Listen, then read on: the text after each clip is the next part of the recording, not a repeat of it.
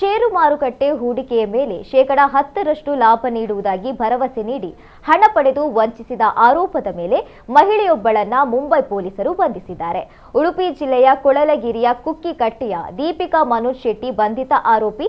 ಮುಂಬೈನ ಕಾಂದಿವಳಿ ಪಶ್ಚಿಮ ನಿವಾಸಿ ಸುಮಾರು 60 ವರ್ಷದ ರಜನಿ ದಯಾನಂದ ಶೆಟ್ಟಿ ಮತ್ತು ಅವರ ಸಹೋದರ ಆರೋಪಿಯ ಭರವಸೆಯನ್ನ ನಂಬಿ ಒಟ್ಟು 10 ಲಕ್ಷ ರೂಪಾಯಿ ಹೂಡಿಕೆ ಮಾಡಿದ್ದು ಮೋಸ ಹೋಗಿದ್ದಾರೆ.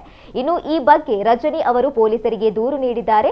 ಅಲ್ಲದೆ ಆರೋಪಿಯ ವಿರುದ್ಧ ಚೆಕ್ ಬೌನ್ಸ್ ಹಾಗೂ ಆರ್ಥಿಕ ವಂಚನೆಗೆ ಸಂಬಂಧಿಸಿದ ಇತರ ಪ್ರಕರಣಗಳು ದಾಖಲಾಗಿದ್ದು ನ್ಯಾಯಾಲಯವು ಆರೋಪಿಯನ್ನು ನ್ಯಾಯಾಂಗ ಬಂಧನಕ್ಕೆ ಒಪ್ಪಿಸಿದೆ.